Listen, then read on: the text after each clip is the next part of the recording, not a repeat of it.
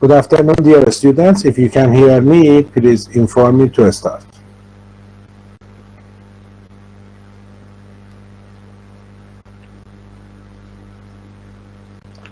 Okay, very good.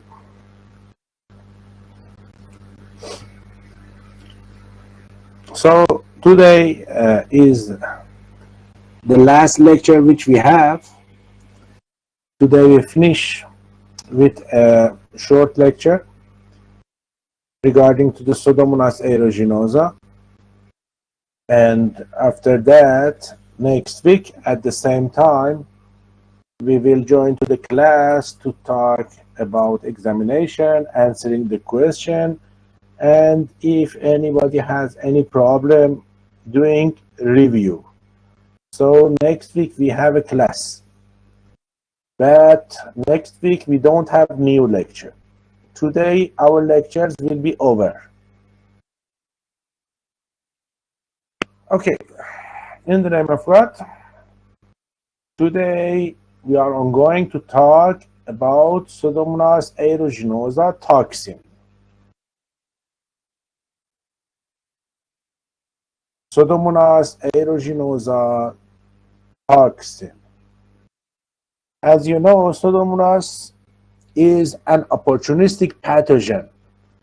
So regarding to us, when we are healthy, like me and you, we don't have any problem with Pseudomonas.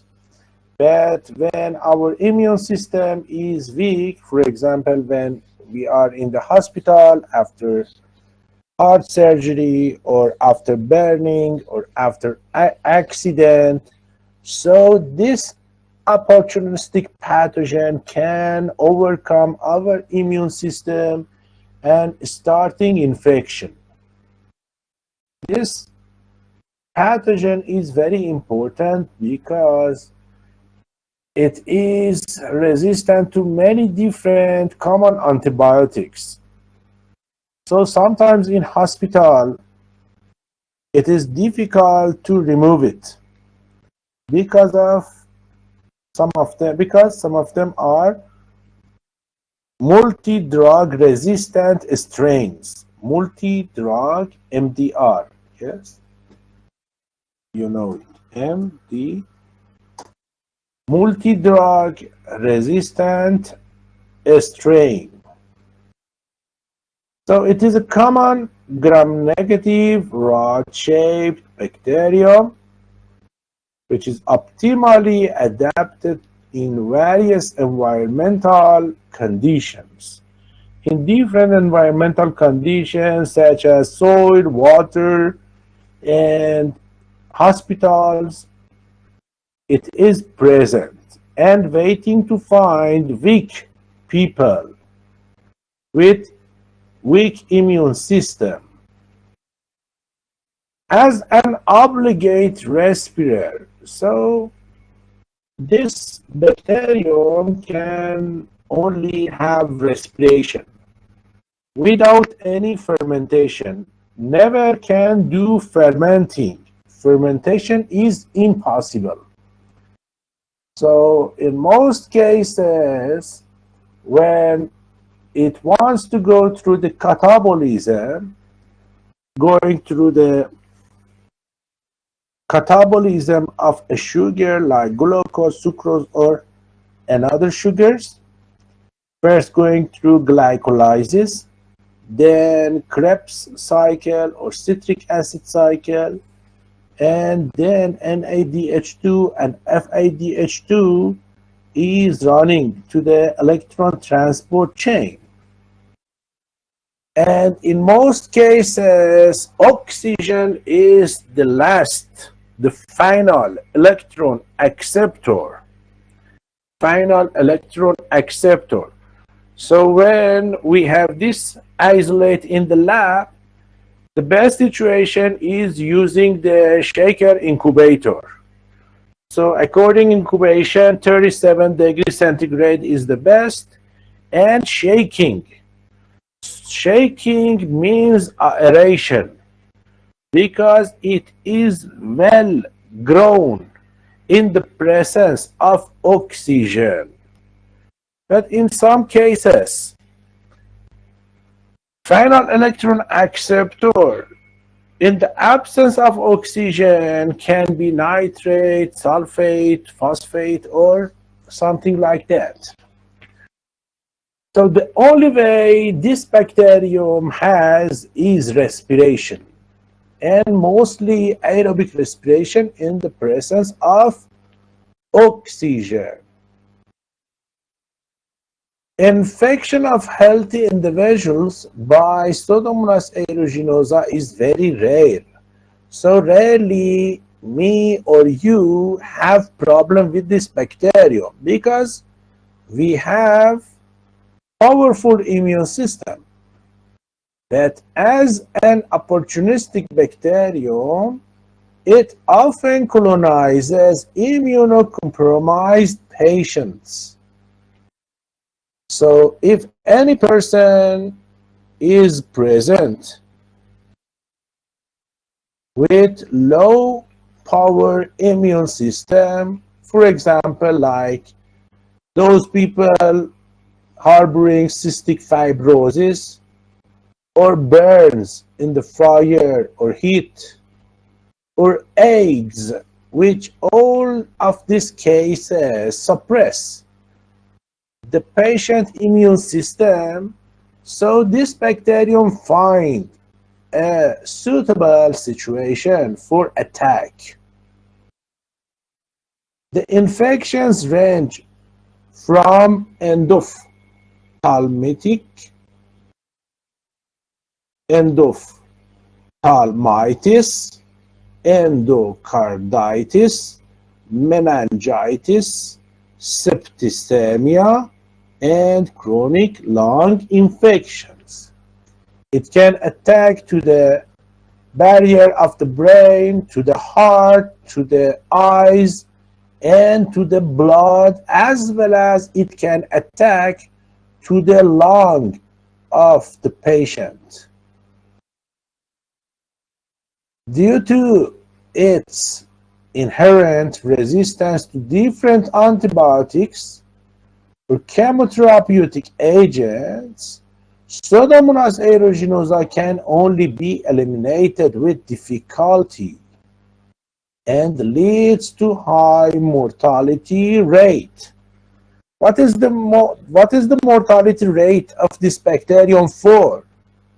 It is because this bacterium some strains of this bacterium are resistant to many common available antibiotics.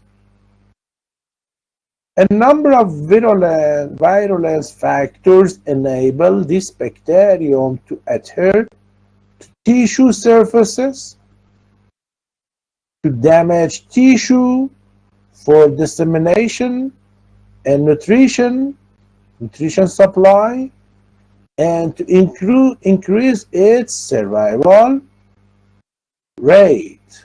So it has many virulence factors, and this bacterium uses this virulence factor for what? For adhering to the tissue, for damaging the tissue, for what? Damaging tissue for dissemination and nutrition supply, and to increase its survival rate. So the power of each bacterium is directly related to those virulence factors which they have. One of the most important virulence factor of this bacterium is Pseudomonas exotoxin A, or PE, Pseudomonas exotoxin A, or PE.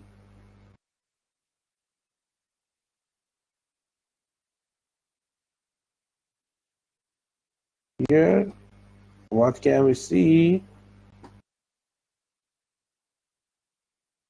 Okay, it is Pseudomonas, and you can see it is gram-negative because it contains lipopolysaccharides. So all gram-negative bacteria have endotoxin which are released after the death of the bacterium, as well as this endotoxin, they have phenazines, siderophores, pili for attachment, non-specific proteases, and phospholipases. So all of these items are virulence factors, which mostly you know them. But in this lecture, we want to focus on secreted exotoxins. We want to talk which type of exotoxin this bacterium have and what this toxin do.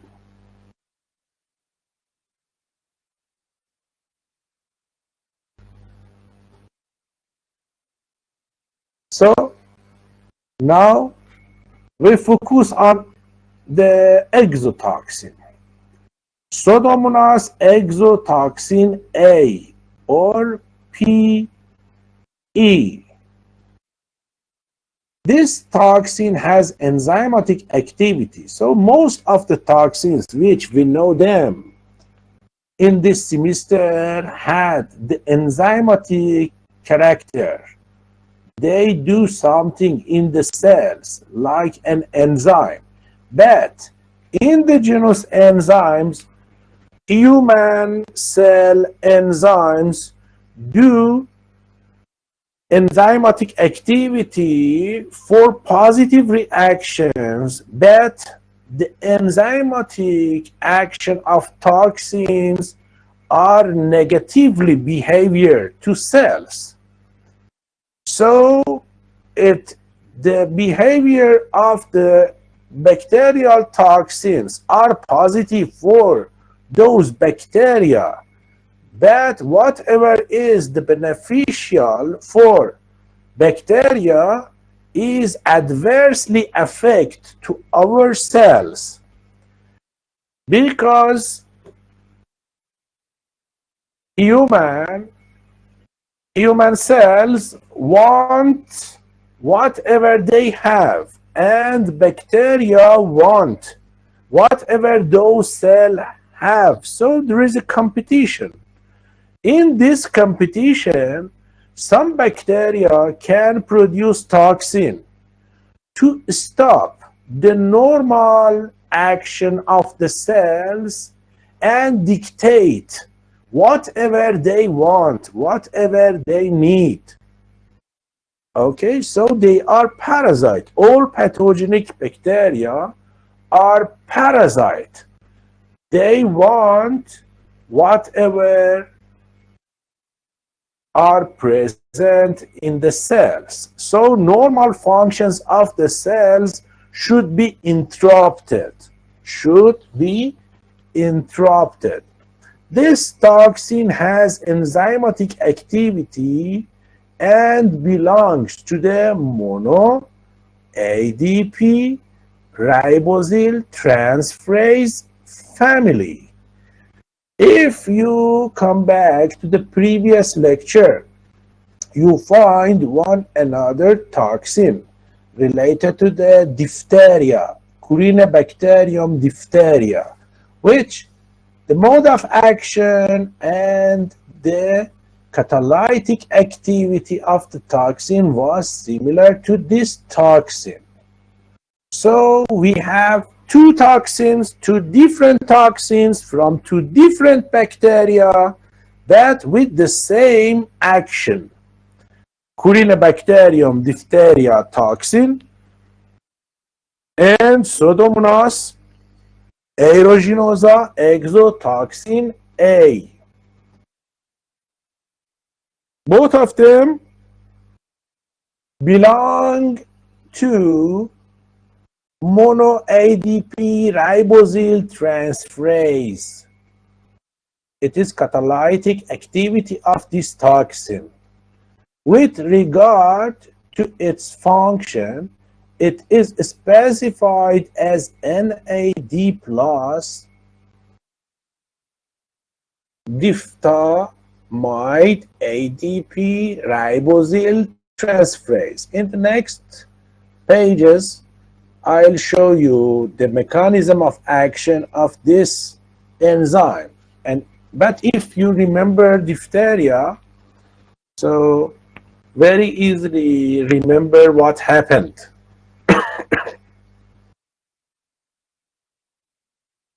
In the last years, the cytotoxic pathways of Pseudomonas exotoxin in eukaryotic host cells were investigated. Okay, so from a few years back till now, we know the mechanism of action, the structure, and all the stories around this toxin very well. Much relevant knowledge was obtained from studies with immunotoxins, in which the enzymatic active part of the toxin coupled to antibodies, an antibody fragment to ligands, was used to target a therapeutic approach against different cancer. So, for a short, in a brief, only in one paragraph, I want to tell you one item. Sometimes we can use toxins in therapeutic aims. For example, one person has cancer. So immune system is active to attack to cancer, but cannot overcome the cancer. Sometimes we add a toxin to immune system, which toxin and immune system both attack to the cancer cells. So here in this lecture, in this course, we don't want to talk about the biotechnological aspects of using the toxins.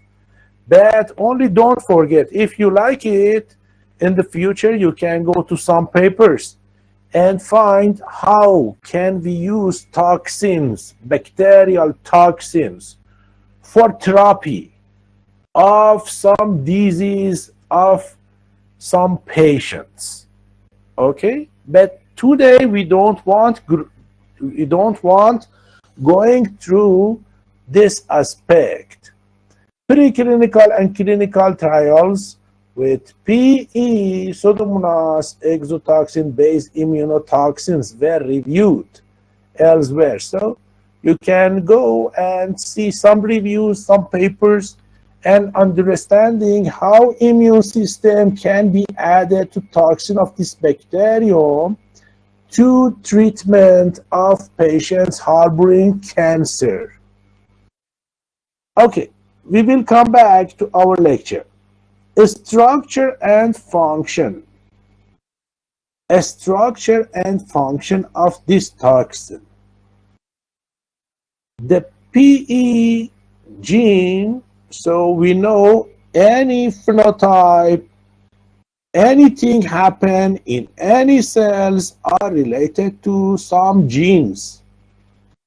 So Pseudomonas exotoxin has gene.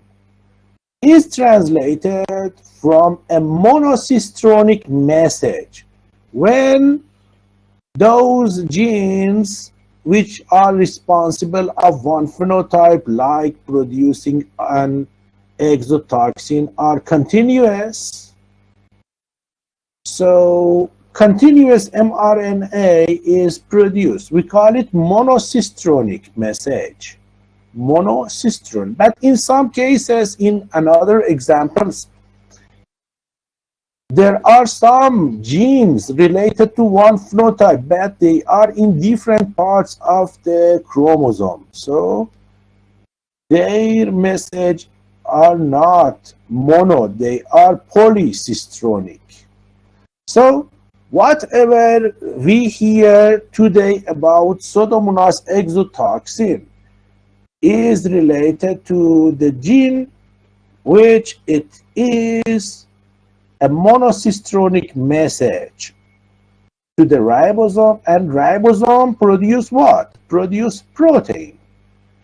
Pseudomonas exotoxin expressed as a protein with a length of 638 amino acids and can be divided into several structural and functional domains. So like most toxins, so it has two fragments, two parts, two subunits. You know, some toxins have only one fragment, one subunit, and some have two subunits. Pseudomonas exotoxin has two subunits. Pseudomonas exotoxin belongs to the two-component AB toxin family. So it has A and B component, two-component AB toxin family. Pseudomonas exotoxin composed of an A subunit with enzymatic activity and B subunit as cell binding subunit. So one subunit is used for attachment and penetration of the toxin, and the other part, the other subunit, is used as the catalytic part going to do something. Yes, like for example, you go to the car. Yes, you are A and the car is B. Car is taking you to the work. So at the workplace, you dissociate from the car and you go to the work, or you go to the home. So car has only responsible for delivery, and here the B domain has only one job: finding the destination, attachment, and helping a subunit going inside the cell.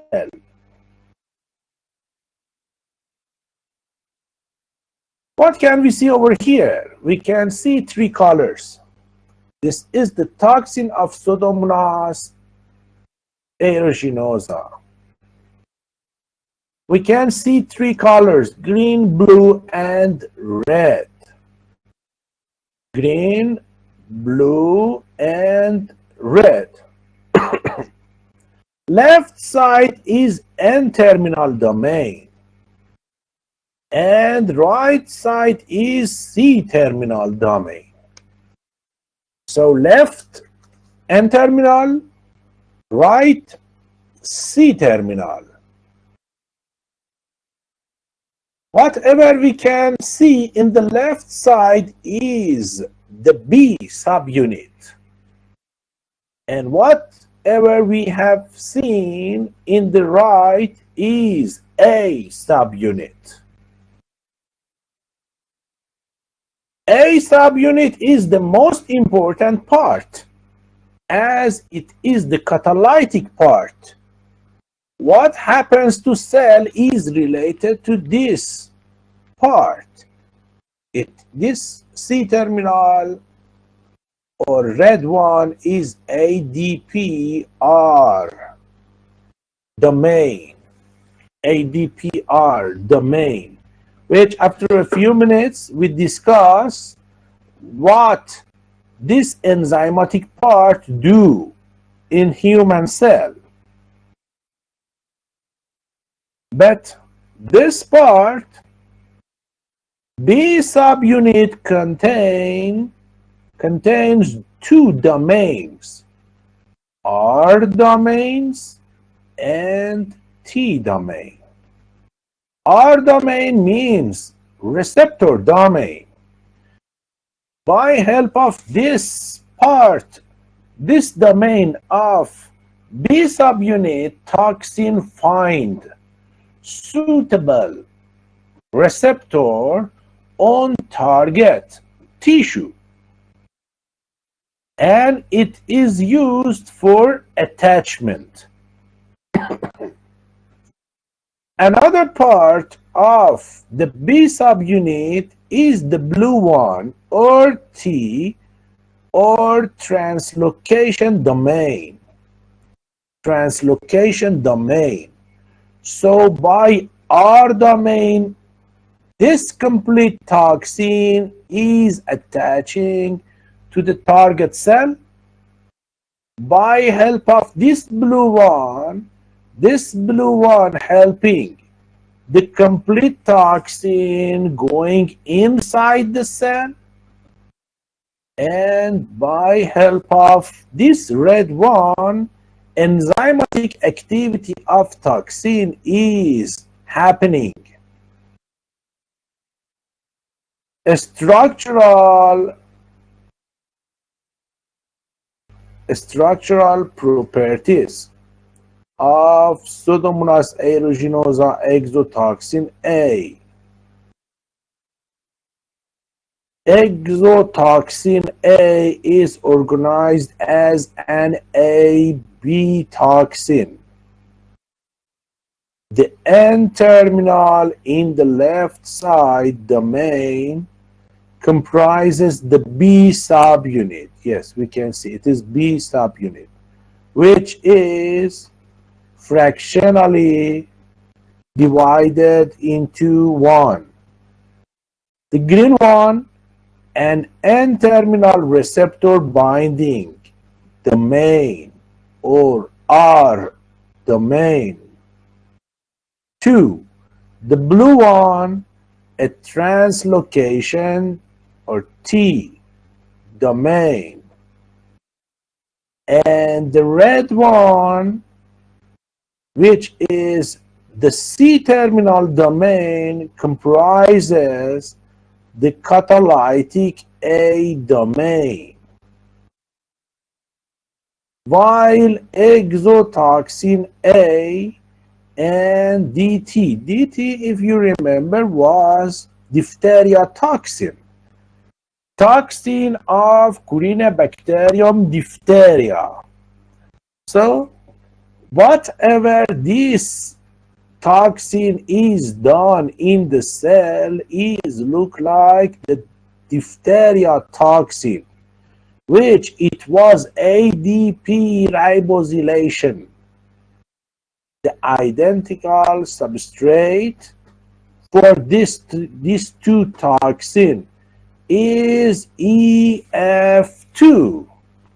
You remember elongation factor 2 was working for protein synthesis in human cells.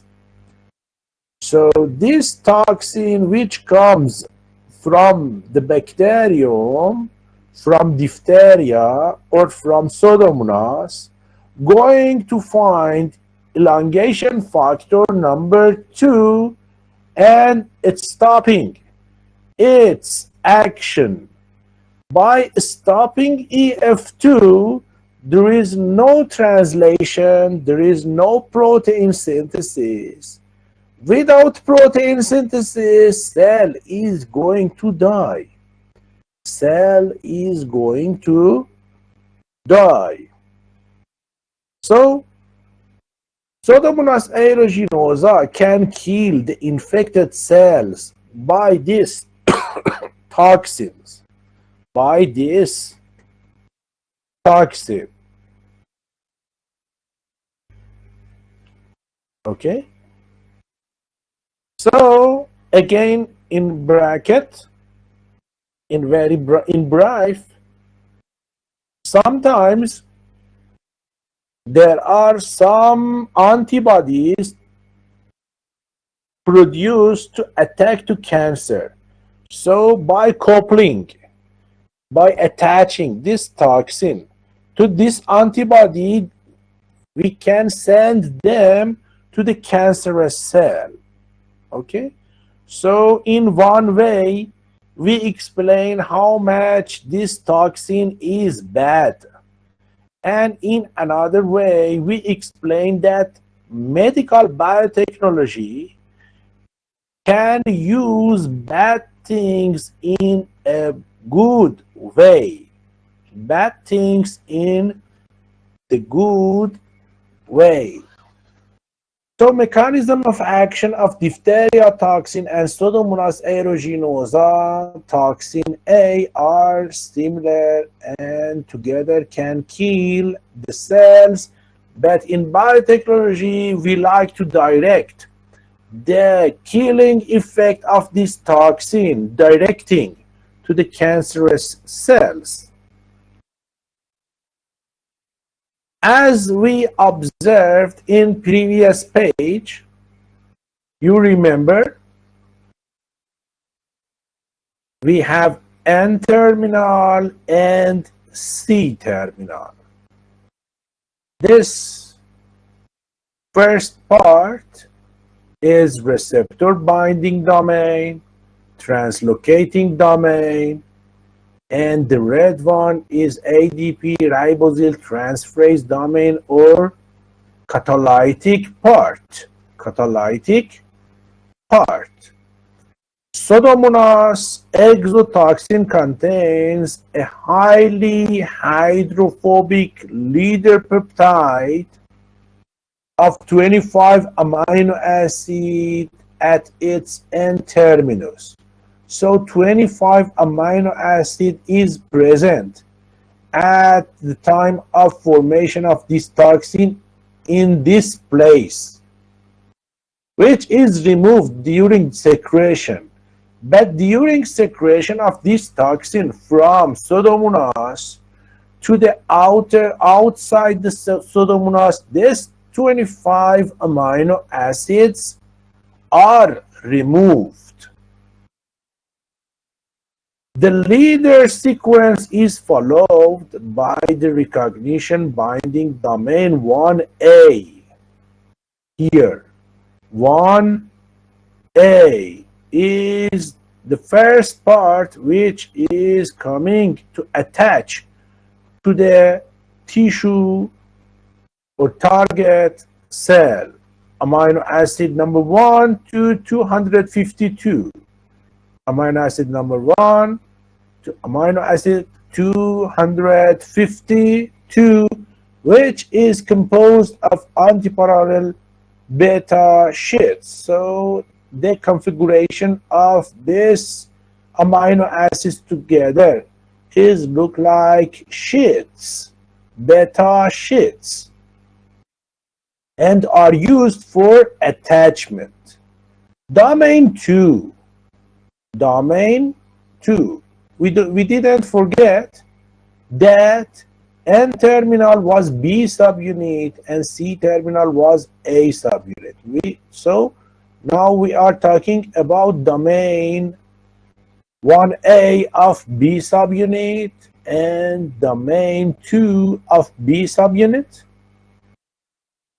Domain 2, amino acid 253 to 364. 253 to 364 with 6 consecutive alpha helices.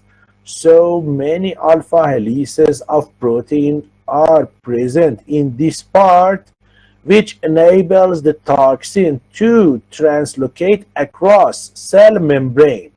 So this part is helpful for attachment.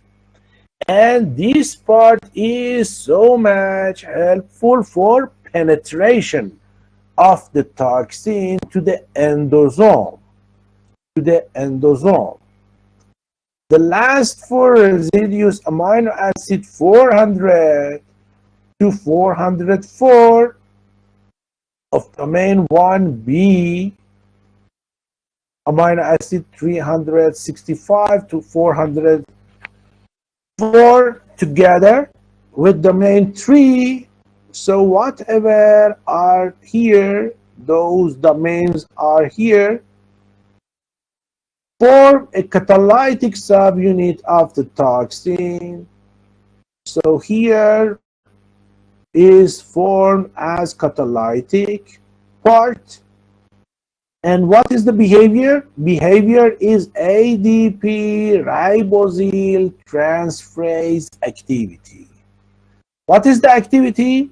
ADP ribosyl transferase. It is repeating of what we heard regarding to the diphtheria toxin. And again, we can see in next page. So, Pseudomonas aeruginosa is infamously known for its ingenious mode of infection. Once this pathogen enters its host, so now bacterium excreted.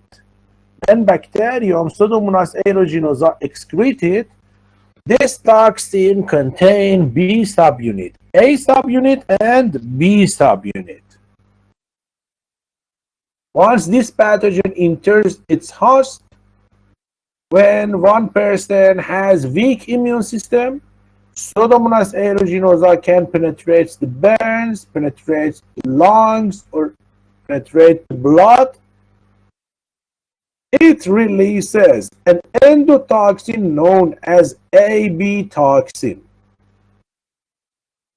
This toxin is composed of two units, namely A and B. Toxin B binds to the cell and is internalized. So by help of B, attaching and internalization is happening. The A subunit, which is bound to the B subunit, has toxic activity, is also internalized. So now it is completely inside the cell and it is inside endosome. Then dissociation between A and B happens, and A released in the cytoplasm, and from now on can start for catalytic activity.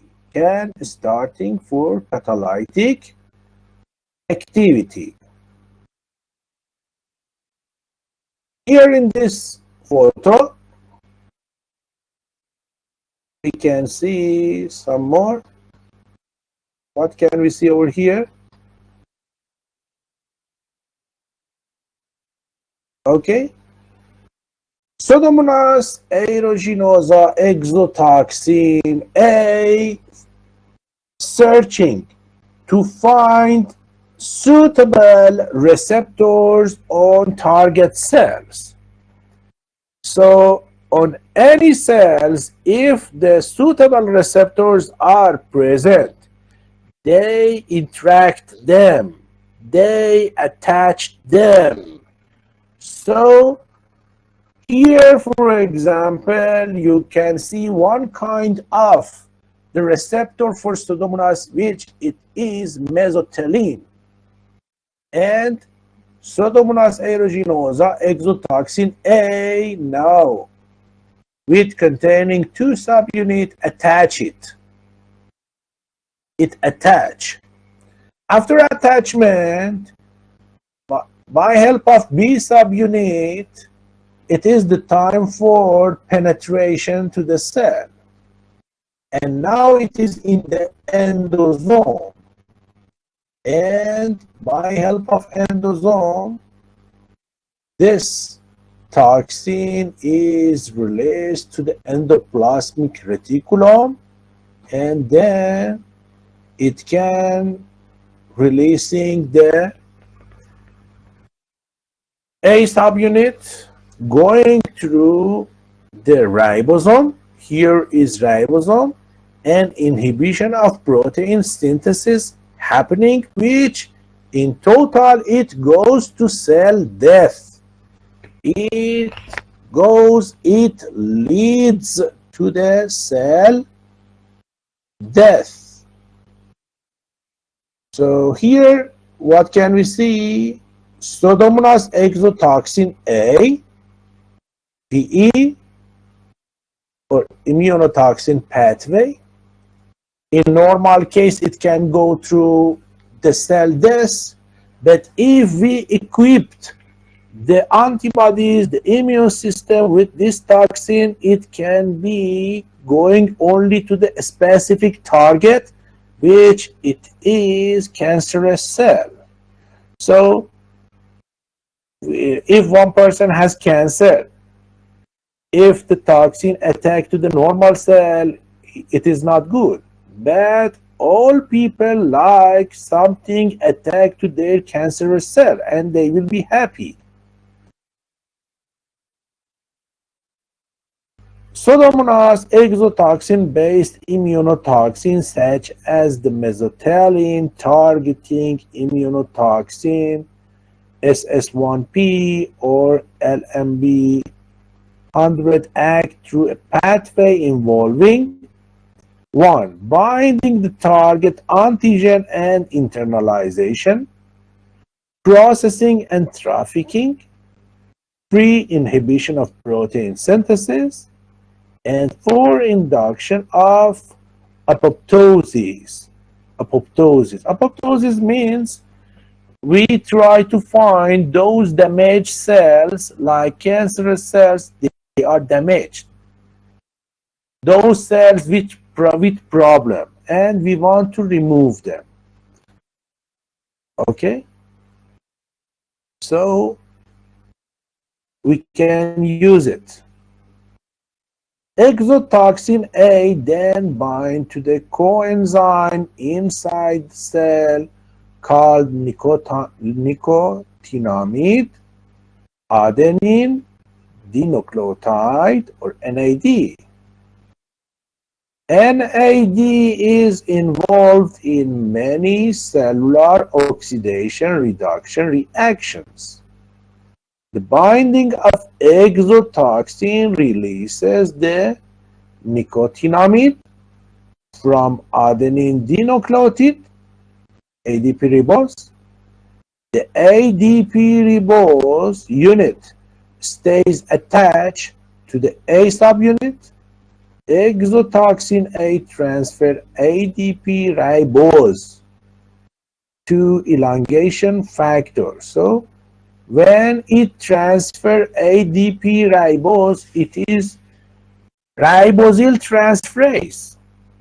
When one enzyme transfer ribose to something, to EF2, it is ribosyl transferase, a protein involved in the translation and elongation of protein. So when EF2 is ribosylated, it is stopped working. When EF2 is not working, protein synthesis stopped. Without protein synthesis, cell go to die. Cell go to die. Here in brief, you can see in this photo, yes, it is exotoxin A attaching, and then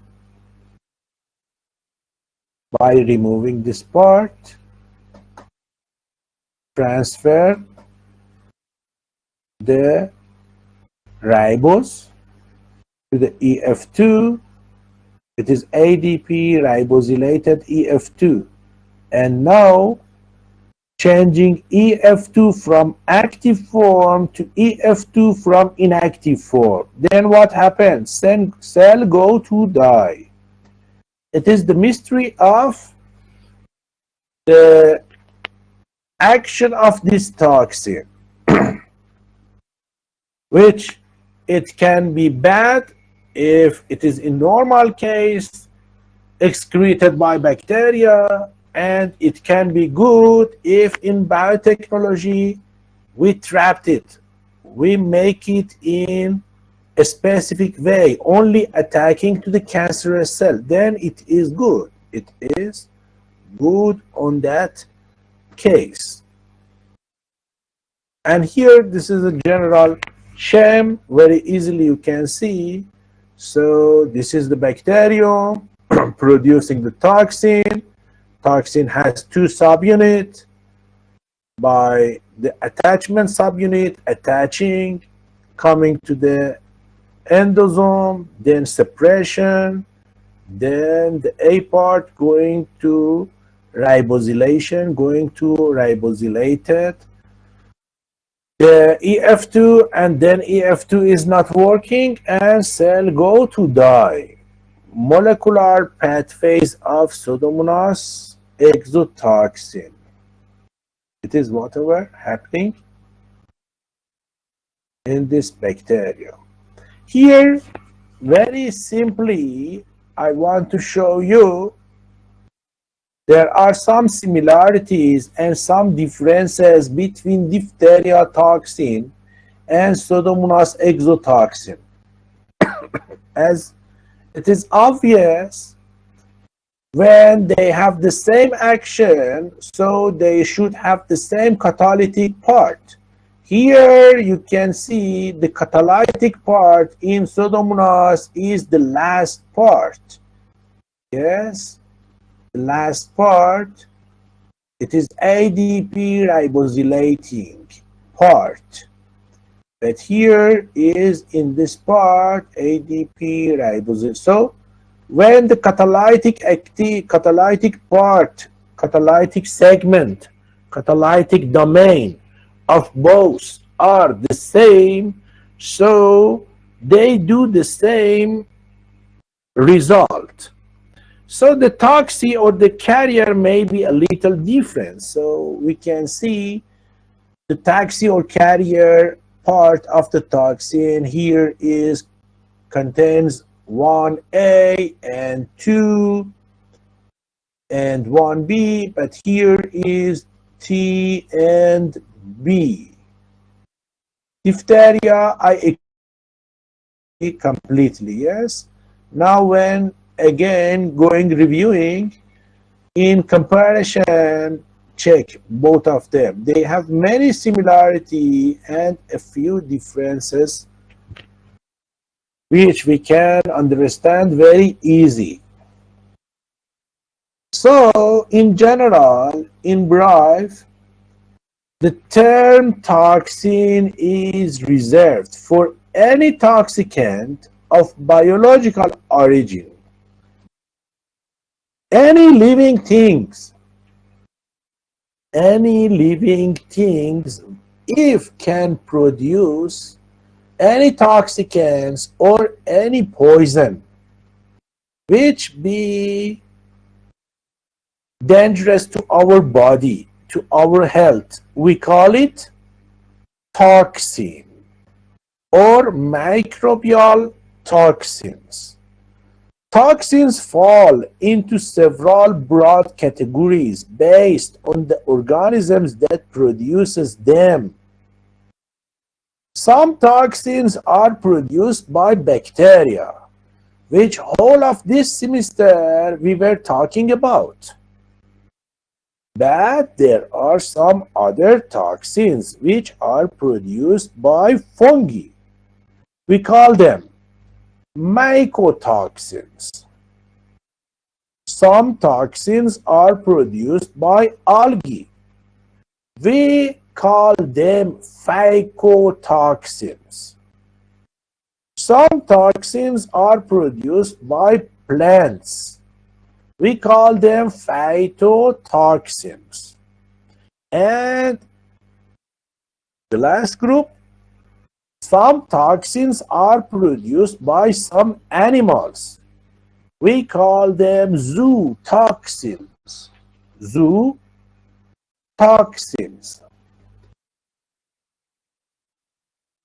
So in a few minutes, maximum 5 to 10 minutes, we explain something more than what we heard about bacterial toxins, and then we finish our lecture. Mushroom toxins. So there are some fungi present which they are edible. We can eat them. You know, we use some mushrooms on our pizza or on our different foods, and we eat them. they are edible mushrooms. But some fungi and mushrooms are poisonous. In some cases, in most cases, when we go to shop to buy mushroom, we don't have any problem because they came from factory and they are hygiene. They don't have any problem, they don't have any toxins. But sometimes during spring and during raining, if we go out of a station, we go out of the city, sometimes in the forest, we can find some mushrooms, even though their appearance completely similar to edible mushrooms, but they are poisonous. And we have many cases of those people which eat poisonous mushrooms and go to hospital. Some go to die, and some with heavy problems to the liver, and the other parts may be harboring many problems. Cannot be made non-toxic by cooking, freezing, or other forms of food processing. If you find any poisonous mushroom by cooking, by freezing, or another processing, you cannot remove the toxins. In any case, it remains toxins and it can kill those mushrooms. Prognosis depends on the species and the amount of consumption. So different mushrooms containing different types of toxins. The toxins of different mushrooms, different poisonous mushrooms, are not similar. They are very different. So what happened to a person eating such a poisonous mushroom? It depends which type of mushroom, poisonous mushroom, is eaten and how much of the poisonous mushroom was consumed. 4 categories of toxic effect based on the primary toxicity. There are something happening like gastrointestinal effects. This will like effects, neurotoxic effects, cytotoxic effects. So all of them, they are very serious and can kill the person. So as I told you, mushrooms are different and the poisons which they contain are different. One toxin is amanitin. It is related to the mushroom of Amanita phalloides and Amanita virosa. Another toxin is coprin. It is related to Coprinus atramentarius. Another toxin is gyrometrin. It is related to the mushroom of Gyromitra esculenta and Gyromitra gigas. Ibotenic acid is another toxin. It is related to the mushroom Amanita muscaria and Amanita panterina. Another one is muscarine. Muscarine is related to mushroom Clitocybe de albata and inocybe, genophila. Another toxin is muskimol. It is related to Amanita muscaria, Amanita pantherina. Orelanin is related to Cortinarius orelanus and psilocybin, psilocybe cubensis and mexicana and cyanopus. So different toxins are produced from different mushrooms, and some are more potent, some are more powerful, and some are a little weak than the others. But only toxins are not related to mushrooms. Sometimes non-mushroom fungi, there are many fungi which they are not mushroom, also can produce mycotoxins. They can produce mycotoxins. Mycotoxins produced by molds that infest peanuts, corn, wheat, rice, tree nuts, and dairy products, and other agricultural plants. This fungi can grow on these products and produce toxins produced primarily by members of the genus Aspergillus. So Aspergillus is one of the most important fungi which is the causative agent for toxin production on some foods. Grow well in tropical and subtropical areas. Exposure can occur from the consumption of contaminated food. Chronic exposure to aflatoxin. So aflatoxin is a very important and dangerous toxin which is produced by fungi. And if for a short time it is toxic, and for a long time it is causative for liver cancer. It is the causative agent for liver cancer. So many countries have export something like wheat, corn, rice, and dairy products, agricultural products. When the other country check it, like pistachio, wheat, the other things, they should be checked for the amount of toxins they have, and some things they revert back. Whatever they order revert back if the quality is not good. If the quality is not good according to the presence of toxins, especially aflatoxin, which can be causative agent for cancer, liver cancer in the people.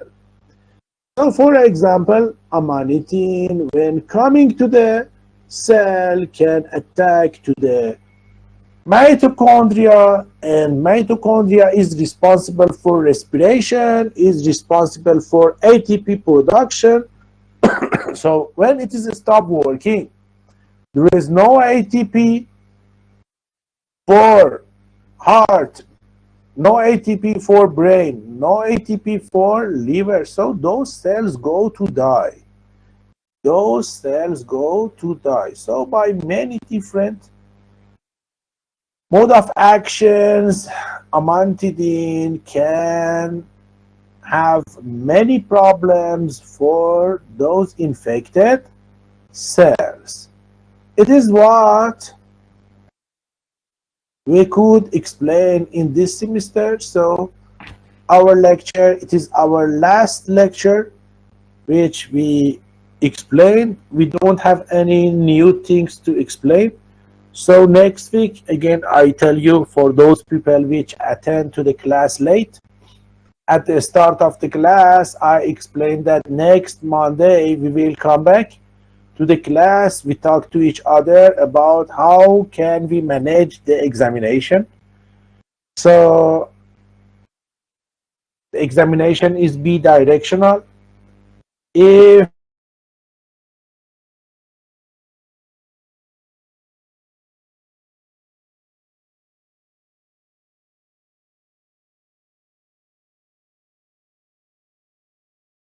so, if you are good, I am good. So do your. It is not only one. If we both of us are look like two wings of a bird, if both of us working well, this bird can go to the top of the air.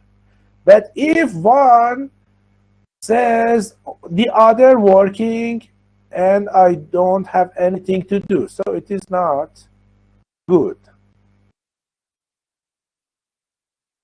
Extra. Okay, I didn't read. What did you read? What did you write?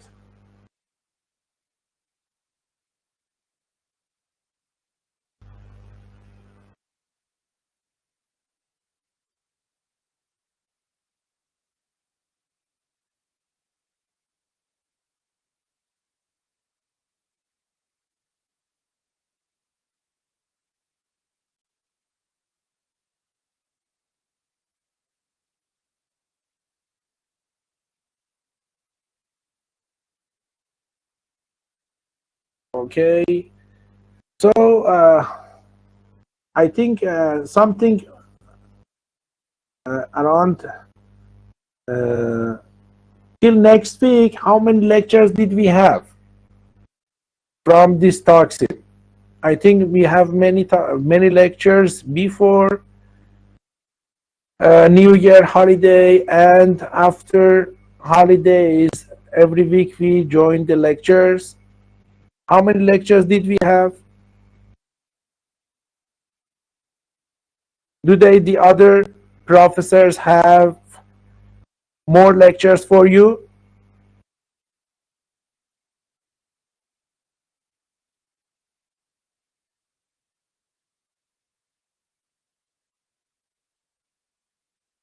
So 10, next week it is 11, yes? By next week it is 11?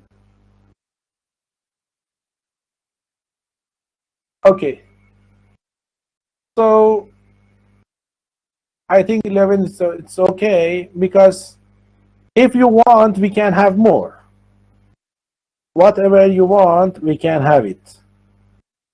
But I think something around 140 page I explained.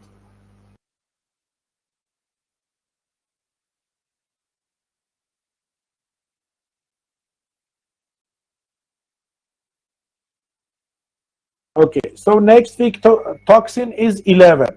What's about ecology? How many did we have about ecology?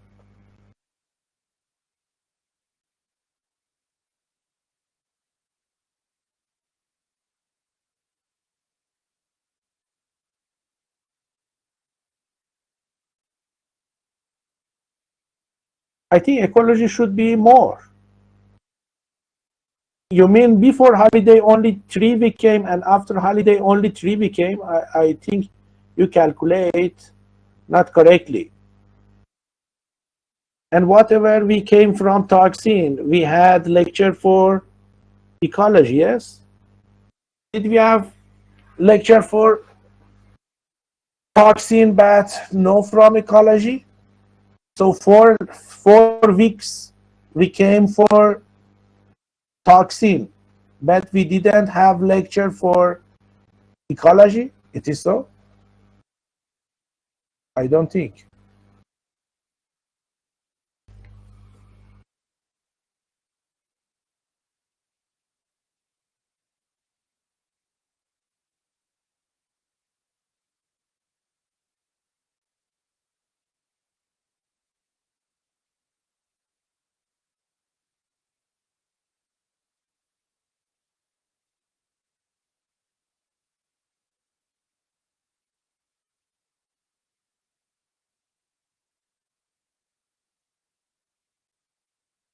Okay, one student which knows very well how many lectures did we have come after the class to my WhatsApp so we can calculate, because toxins and bacteriology and ecology, they went parallel. So it is not possible. We came 10 lectures for toxin, but 6 lectures for uh, ecology and 8 lectures for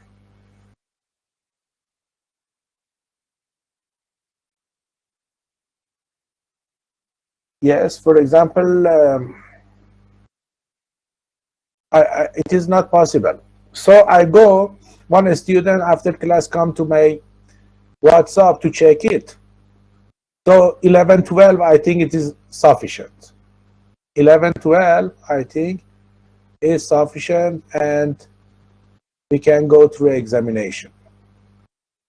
But if it is less, maybe ecology needs some extra, but toxin is sufficient.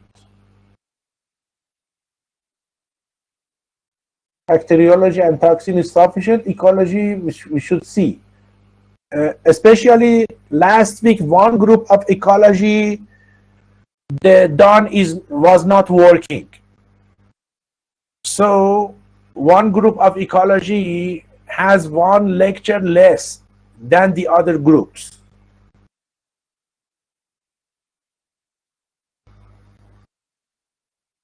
Okay. Ali Abdul Qadir Sadi, thank you. After class, and I can check, you can check our lectures. We can see how many lectures did we have, but not so variation. For example, 6 in one, 8 in another, 10 in another, because if we came, it was for all. If we didn't came, it was for all. So many variation. It is strange. So after class, we go through it. If needed any review, any repetition, we go through it. There is no problem. So next week and this week, we have many times we can go for practice. We can go for reviewing.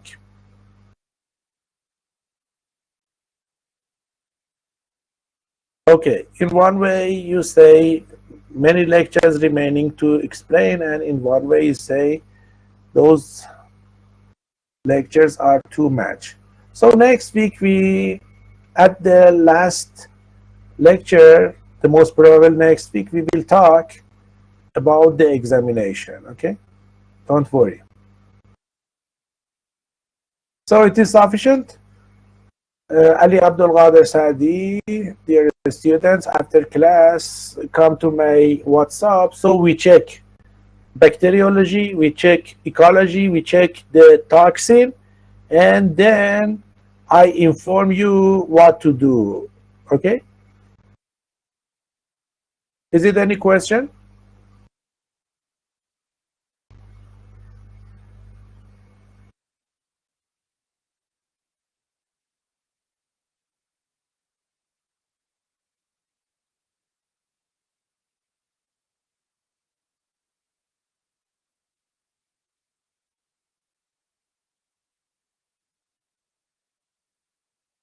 Okay.